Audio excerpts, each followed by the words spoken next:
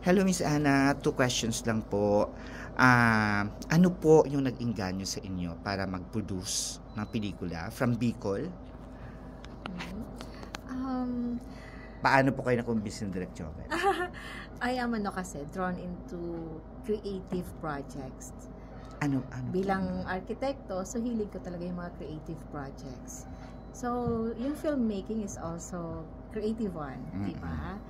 So, mahilig din ako talaga sa movie, lalo yung mga meaningful one. So, ito yung way ko to support nitong creative world para mas magkaroon pa tayo ng madami pang meaningful films. Ito po yung first venture ninyo Yes, sa po, showbiz sir. industry. Kayo, pagdating po sa casting ng movie, kayo po ba yung namili or naglatag na lang si Direk sa inyo ng proyekto? Ito yung mga bida, ito yung ano. Paano po nabuo yung film?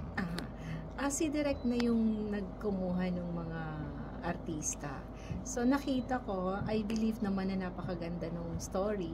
So, doon ako pumasok, nag-support financially. Kay Direk Joven. Yes. Opo. Tuloy-tuloy po ba ang paggawa ninyo pagpuproduce ninyo ng pelikula? Ano man po yung magiging kalalabasan ng pelikulang ito? Yes po. Opo. As of now, we are exploring na ng mga new few ideas at gusto naming makagawa pa ng mas marami pang magagandang pelikula.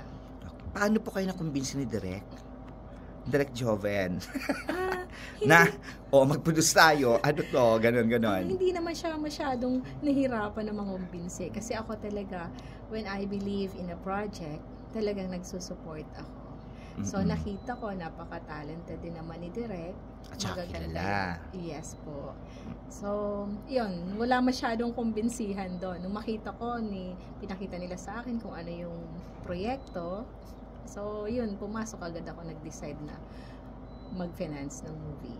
May palagay natin, sabihin na natin second movie ninyo na ipuproduce ninyo. May mga artista na po ba kayo na naiisip na dapat maiproduce ko tong artistang to? Kasi usually ganun po ang mga producers karamihan po sa kanila talaga sabi, may mga ano yan sila na tipong, naku, dapat maiproduce ko ng movie to si ganito. Meron naman, pero ang iniisip ko na lang, yung kukunin naming mga artista sa next projects is hindi lang yung basta talented. Kundi kailangan nag-a-align siya dun sa message ng film na gagawin. Okay. So, eto po ngayon, ready na po ba kayo sa magiging outcome ng movie o whatever man po, kasi alam naman po natin na yung showbiz industry, yung mga kitaan sa pelikula, kitaan sa takila, napakahina at hindi lahat talaga kumikita.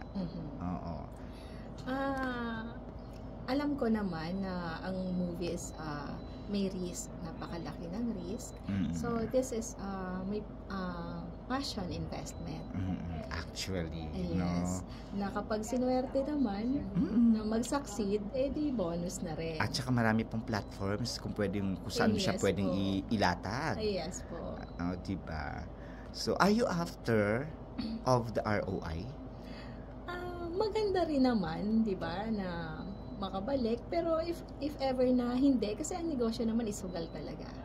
So, we will try our best na kumita yung pelikula, pero kapag sabi nga medyo hindi naging successful, di try ulit. Hindi lang po sa isang beses lang yan. Yes po. Diba? Okay. Ano pa lang to, start pa lang po. Thank you, Miss Ana.